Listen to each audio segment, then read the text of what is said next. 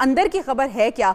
फ़ारूक साहब हमारे साथ मौजूद हैं। फ़ारूक साहब, आप हमेशा अंदर की खबर रखते हैं, बताइएगा चल क्या रहा है? हुकूमत तरदीद कर रही है मुज़ाकरात की, और दूसरी तरफ पीटीआई जो है वो मुज़ाकरात के लिए तैयार है, क्या हो रहा है ये? देखिए जवेरिया, मैं इसे इस तरह से देखता हूँ कि पाकिस्तान मुस्लिम लीग नून जब अपोजिशन में थी, इमरान खान साहब वज़ीर आज़म थे, तो आपको याद होगा कि इसी तरह से ख़बरें चला करती थीं कि मुज़ाकरात का एक दौर चल रहा है, मुलाकातें चल रही हैं, और ये कहीं ना कहीं इंगेज किया जाता है और ये एक सिलसिला है। मेरा ख़्याल है कि इसमें कभी भी दरवाज़े बंद नहीं किए जाते, और बिलाशुबा पाकिस्तान तहरीक-ए-इंसाफ ज़रा मुख्तलिफ़ अंदाज में खड़ी है अपोजिशन में, जो पाकिस्तान मुस्लिम लीग नून उस तरह से नहीं खड़ी थी।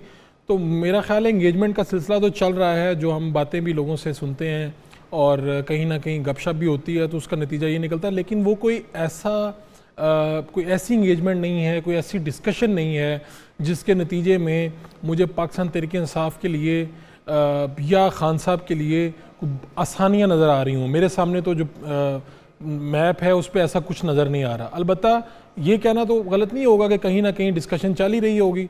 कुछ चार सियासी लोग बैठते हैं, जो अगर आप बाजवा साहब वाली जो सारी गुफ्तगू हुई थी उसका आगाज़ भी कहीं पे डिस्कशन में हुआ था, मुस्लिम लीग नून के लीडर उनके पास बैठा करते थे, वहीं से गुफ्तगू का आगाज़ हुआ था।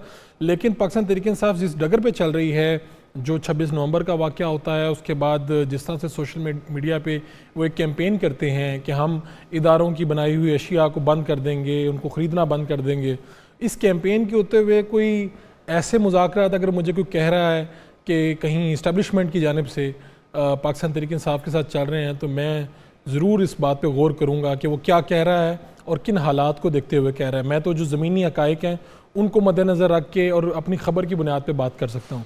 दूसरी बात यह कि जब वज़ीर इत्तलात व नशरियात इतने खुल्लम खुल्ला इस बात की आपको दे रहे हैं कि हुकूमत की तरफ से भी ऐसी कोई बात नहीं है, और मेरा ख्याल है हुकूमत कहीं बात करना भी नहीं चाहती। जिस स्टेज पे तहरीक-ए-इंसाफ 26 नवंबर के बाद खड़ी है, उससे कोई हुकूमत क्यों बात करना चाहेगी? तो ये एक सीधी सादी बात है, कोई इतना लंबा चौड़ा मसला नहीं है। अगर मुझे ये क्यों कह रहा है कि मुज़ाकरात चल रहे हैं, तो ठीक है, असद कैसर कहीं पे बैठे हैं, किसी से गुफ्तगू की है, तो पाकिस्तान तहरीक-ए-इंसाफ तो कुछ सियासी हल ही ढूंढेगी, और सियासी हल ही ढूंढना चाहिए सियासी जमात को। ठीक है, लेकिन ऐसा कुछ नहीं है। पाकिस्तान तहरीक-ए-इंसाफ की जो पोजीशन है वो बहुत ज़्यादा वीक हो गई है। आदिल साहब, यानी अब ये वाज़ेह हो गया कि हुकूमत को अब पीटीआई की कोई ज़रूरत नहीं है।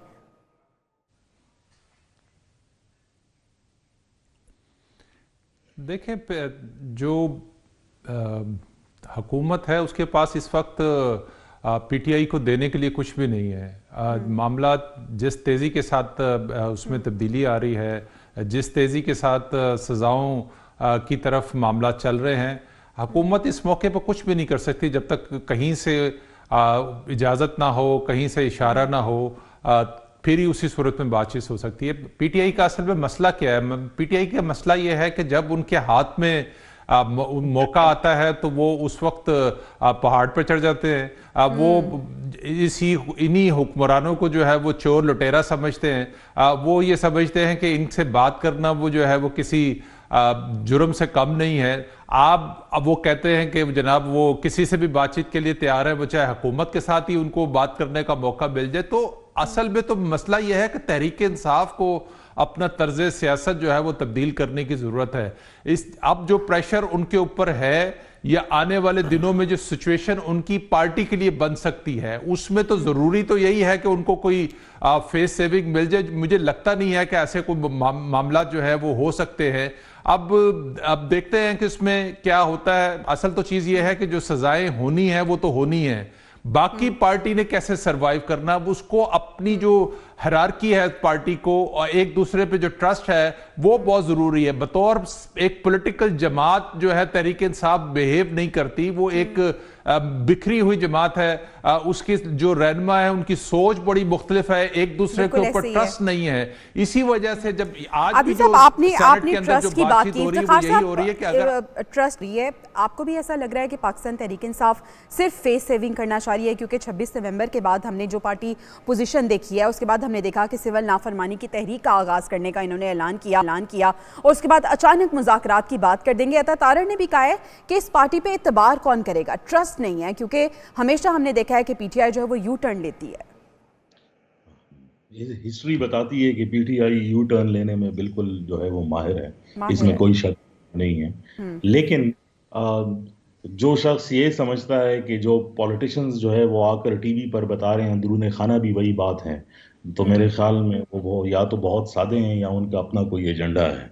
क्योंकि जब अता तारर साहब और मोहसिन नकवी साहब ने टीवी पर आकर भी कहा था कि ऐसी कोई बात नहीं चल रही, उस वक्त भी बैकग्राउंड में जो है वो बात चल रही थी और वो तो ऑफिशियल जो है वो चल रही थी।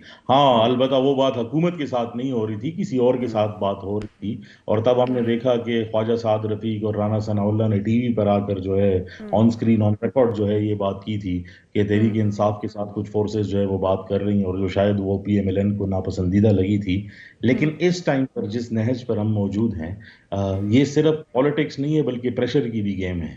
क्योंकि तहरीक इंसाफ ने एक अनाउंसमेंट की है कि वो सिविल नाफरमानी की तरफ भी जाएंगे, और अब वो मौलाना को भी अपने साथ जो है वो खींचना चाहते हैं मदारिस रिफॉर्म्स वाला जो बिल है उसके मामले में। लेकिन दूसरी तरफ PMLN और हुकूमत जो है वो भी आकर बयानात तो दे रहे हैं, लेकिन वो प्रेशर जो है वो अपने तक जो है वो नहीं छोड़ेंगे। देखना ये है अगले एक हफ्ते के अंदर कि ये चीज़ें जो सिमट कर जो है इस टाइम पर इकट्ठी हो रही हैं, आया कि इंसाफ जो है वो जो सिविल नाफरमानी की तहरीक है उस तरह प्रेशर बरकरार रख पाती है कि नहीं। क्योंकि अब लगता नहीं है, और जिस तरह आदिल साहब ने भी कहा कि जो पार्टी के अंदर जो इंटरनल इश्यूज वो सेटल हुए हैं, अगर वो सेटल नहीं होते तो ऑब्वियसली मुझे नहीं लगता कि मुज़ाकिरात की शायद कोई ज़रूरत भी ना पड़े। इस टाइम ये पार्टी जो है ये बिखर रही है। अच्छा फारूक साहब, आपको ऐसा लग रहा है कि पाकिस्तान तहरीक इंसाफ इस पोजीशन की वो हुकूमत और इदारों पे प्रेशर बिल्ड कर सकती है? देखिए, इसके लिए भी हमें ये देखना होगा कि पाकिस्तान तहरीक इंसाफ के पास क्या ताकत है।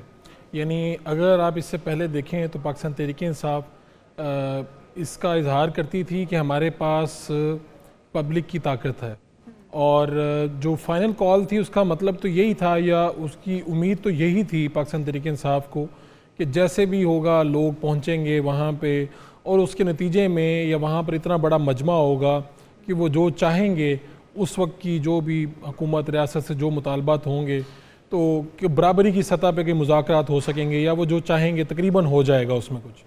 तो हमें इसका सवाल का जवाब यहीं से मिलेगा कि क्या हुआ फिर उस फाइनल कॉल का।